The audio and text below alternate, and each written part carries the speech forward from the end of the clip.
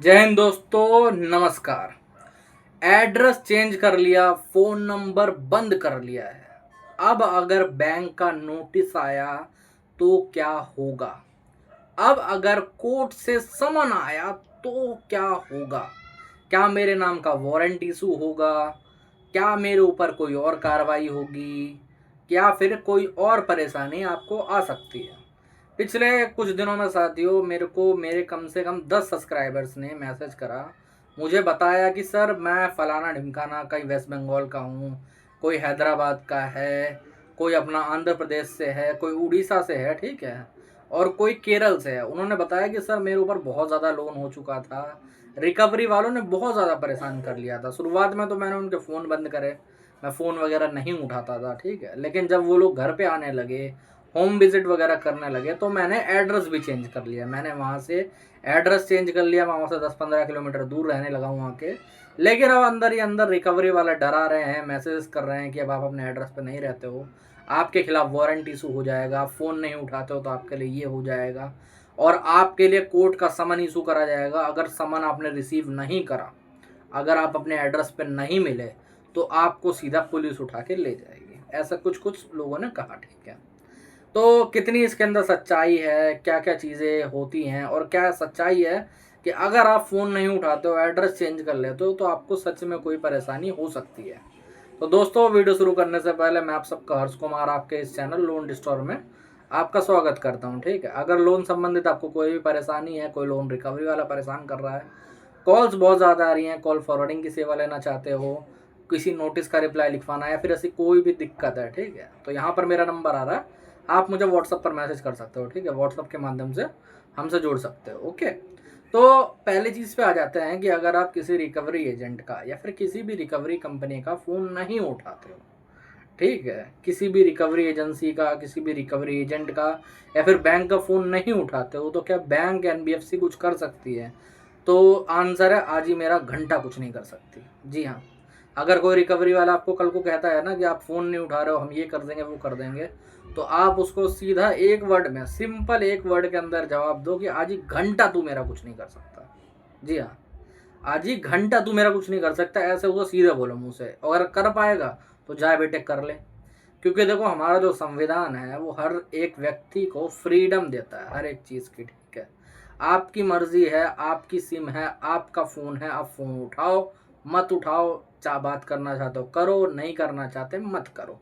अब कई लोग पूछेंगे तो सर ये लोग इतना फ़ोन कर क्यों लेते हैं, ये तो फिर इनवैलिड होना चाहिए ना। तो साथियों क्या होता है ना कि ये लोग कुछ फ़ायदा उठाते हैं। जैसे आप लोगों ने जब भी लोन लिया था तो आपने कॉन्ट्रैक्ट करा था, ठीक है, टर्म्स एंड कंडीशन पर साइन करा था ना, ओटीपी डाली थी, तो वहाँ पर आपने एक्चुअली में कॉन्ट्रैक्ट करा था। कॉन्ट्रैक्ट के अंदर क्या हुआ था, कॉन्ट्रैक्ट के अंदर इन्होंने एक क्लॉज मेंशन कर रखा था कि ये लोग आपको हफ्ते में 60 से 70 घंटे या फिर 50 से 60 घंटे तक कॉल कर सकते हैं। अब उसे जोड़ लो तो उस हिसाब से तो फिर दिन के 500-500 कॉल बन जाएंगे। तो इसीलिए वो उस तरीके का फ़ायदा उठाते हैं। वैसे ये कोई लीगल बैंडिंग नहीं है, ये प्रॉपरली इनवैलिड होता है। अगर आप चाहो तो इसे कोर्ट में जाके चैलेंज भी कर सकते हो कि भाई साहब दिन में मुझे 500 बार या 100 बार कॉल क्यों आ रहा है, लेकिन आदमी करता नहीं है, समझ रहे हो। तो इसीलिए आपको कोई परेशानी इसके अंदर नहीं होने वाली है। अब कुछ साथी हैं जो कि एड्रेस चेंज करने की सोच रहे होंगे रिकवरी वालों से डर के, या फिर एड्रेस चेंज कर चुके होंगे, तो मेरे भाई इतना डरने की ज़रूरत नहीं है रिकवरी वालों से। बट अगर आप ज़्यादा ही परेशान होगा, आप चेंज ही करना चाहते हो और या फिर आपने कर ही लिया चेंज, ठीक है, तो आपको 1% भी डरने की ज़रूरत नहीं है। क्यों नहीं है डरने की ज़रूरत? अब यहाँ पर एक चीज़ कही जाती है कि अगर आप घर पे नहीं मिले भाई साहब, अगर हम लोग रिकवरी की विजिट करने आए, आप वहाँ पर घर पे नहीं मिले, तो आपके ऊपर फॉर्जरी का या फिर फ्रॉडस्टर का केस कर दिया जाएगा। आपके ऊपर ये धारा लगा दी जाएगी, वो लगा दी जाएगी, आपको पुलिस ढूंढेगी। ऐसा कुछ भी नहीं है।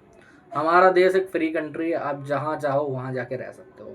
बंगाल का आदमी मुंबई में रह सकता है, मुंबई का आदमी दिल्ली में रह सकता है, दिल्ली का आदमी कश्मीर में रह सकता है, कश्मीर का आदमी कन्याकुमारी में रह सकता है। कोई परेशानी नहीं, कोई दिक्कत नहीं, आप जहाँ चाहें वहाँ घूम सकते हो, आप जहाँ चाहें वहाँ रह सकते हो, अपना घर लेके किराए पे, जैसे रोड पे भी रहना चाहो तो रह सकते हो, कोई दिक्कत परेशानी नहीं है, ठीक है। ऐसा कोई लॉ नहीं है, ऐसा कोई कुछ नहीं कहता कि भाई साहब आप यहाँ नहीं जा सकते या फिर आप वहाँ नहीं जा सकते, ओके। तो ये रिकवरी वाले डराते क्यों? दरअसल मेन कारण है आपके अंदर फियर बढ़ाना, आपको डर पैदा करना। अब जब हर एक नागरिक, हर एक व्यक्ति इनके खिलाफ एक तरीके से अप्रोच करने लगेगा, अपने राइट जानने लगेगा तो इनकी खटिया खड़ी हो जाएगी।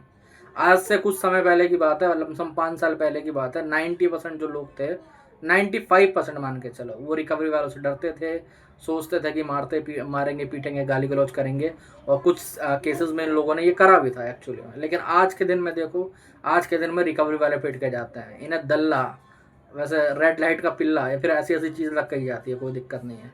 हमारे यहाँ पर दिल्ली में तो भाई साहब इनको रख के कूटा जाता है अगर इनके पास कोई चीज़ मिलती नहीं है तो, ठीक है। अब मेन उस पर आता है कि अगर मान लो कोई नोटिस इशू कर देता है, जैसे मान लो हमें आर्बिट्रेशन का नोटिस पोस्ट से आ रहा था, अब मैं घर पे तो रहता नहीं हूँ, तो वहाँ पर कोई रिसीव तो करेगा नहीं, और ये पोस्ट मास्टर उसको रिटर्न कर देगा। तो मेरे भाई अगर आप घर पे नहीं रह रहे हो और वो जो पोस्ट से चीज़ आपको आ रही है वो रिसीव ही नहीं हो रही है, तो उसकी कोई वैल्यू नहीं है, सच्चाई बात बता रहा हूँ, उसकी 1% भी वैल्यू नहीं है। आप लोग सोच रहे होगा ना कि यार मैं तो वहाँ रहता नहीं हूँ, अगर मान लो पोस्ट मास्टर रिटर्न ले गया तो क्या होगा? कुछ नहीं होगा मेरे भाई। जब तक कोई नोटिस किसी के द्वारा रिसीव नहीं करा जाता, कोई नोटिस या फिर कोई समन किसी व्यक्ति के द्वारा रिसीव नहीं करा जाता, तब तक वो वैलिड नहीं होता है।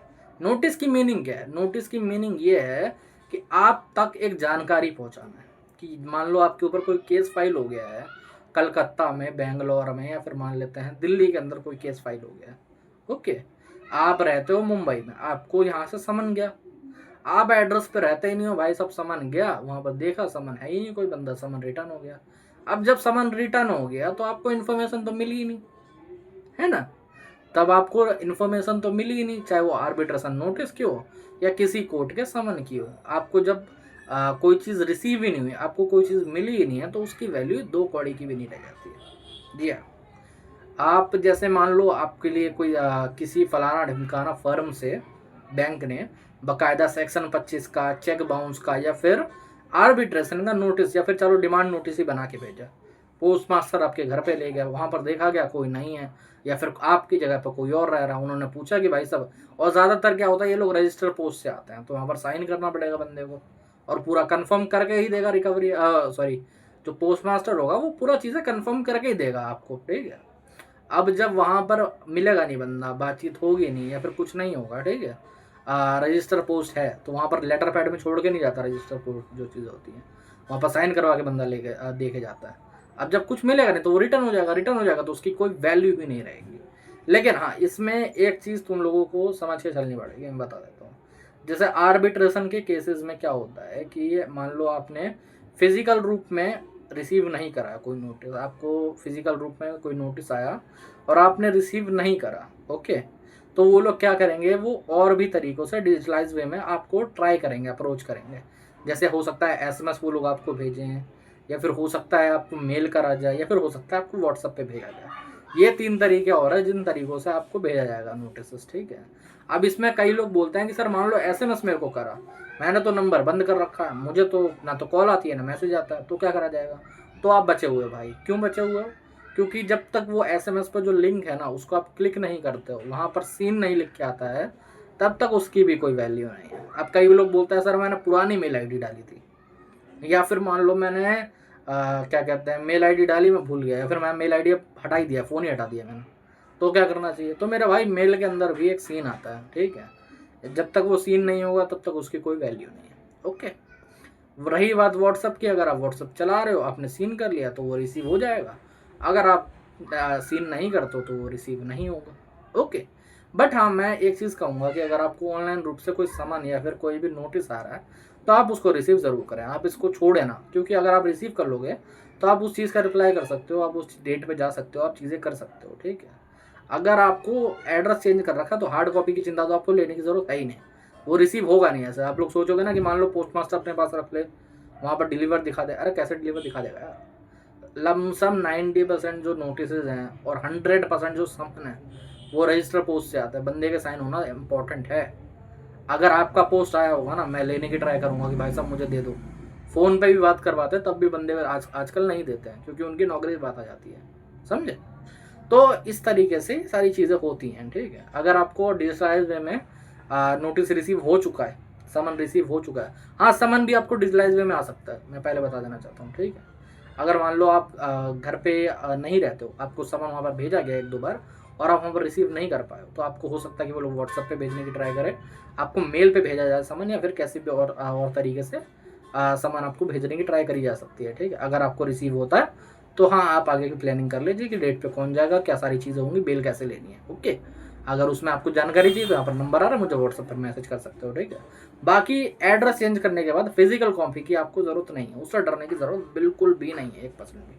कोई रिकवरी वाला कुछ नहीं कर सकता, कोई आपको खास परेशानी नहीं होगी, कोई दिक्कत या फिर कोई वो नहीं होगा। अगर मेल भूल चुके हो, मेल नहीं पता कि कौन सी मेल आईडी पड़ी थी, आपके पास नहीं है तो उसको छोड़ दो। अगर आपने नंबर बंद कर लिया, एसएमएस नहीं आता तो उसको भी छोड़ दो। अगर व्हाट्सएप वगैरह भी नहीं चलाता तो उसको भी छोड़ दो, कोई डरने वाली बात नहीं है। ठीक है, इतनी कोई परेशानी नहीं है, इतनी कोई दिक्कत नहीं। जब तक आपको समन रिसीव नहीं होगा, जब तक आपको क्या कहते हैं नोटिस रिसीव नहीं होगा, तब तक उसकी कोई भी वैल्यू नहीं है।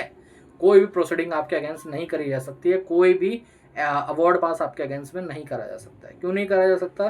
क्योंकि मेरे भाई, जब तक इन्फॉर्मेशन ही बंदे को नहीं भेजी गई कि आपके खिलाफ ये चीज़ चल रही है, आपको ये मिला है, आपके लिए ये है, फलाना ढिमकाना, ये चार्जेस आपके ऊपर फाइल हुए हैं, तब तक कोई भी परेशानी आपको नहीं आने वाली। ठीक है, ओके।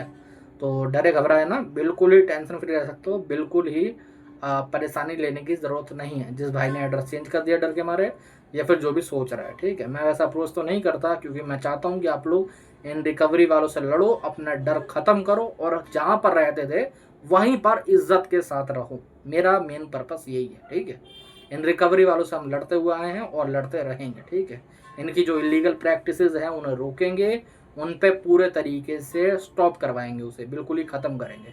जैसे अमेरिका में कोई व्यक्ति लोन लेता है, उसके घर पे कोई रिकवरी वाला नहीं आता, एक दिन इंडिया के अंदर भी ये चीज़ ज़रूर होगी। ठीक है, जी हाँ, आप लोग बिल्कुल सही सुन रहे हो। बाहर की कोई जो डेवलप कंट्री है या फिर कोई भी वो है, वहाँ पर अगर कोई व्यक्ति लोन लेता है, ठीक है, वहाँ पर कोई बंदा उनके घर पे नहीं आता, उन्हें कुछ बोलता नहीं, उनको लेटर से नोटिस आते हैं, या फिर उनको एक आधी कभी बार कॉल आ जाती है। अब तो वो भी नहीं आती मेरे हिसाब से, यहाँ तक मुझे पता है। ठीक है, तो वैसा इंडिया में भी होना चाहिए, मेरा कहना है, सीधी सी बात है। ओके, तो दोस्तों आज के वीडियो में इतना। अगर वीडियो अच्छा लगा तो सब्सक्राइब कर लेना, और अगर हमसे जुड़ना चाहते हो तो यहाँ पर नंबर आ रहा है, व्हाट्सएप पर मैसेज कर सकते हो। ठीक है, जय हिंद।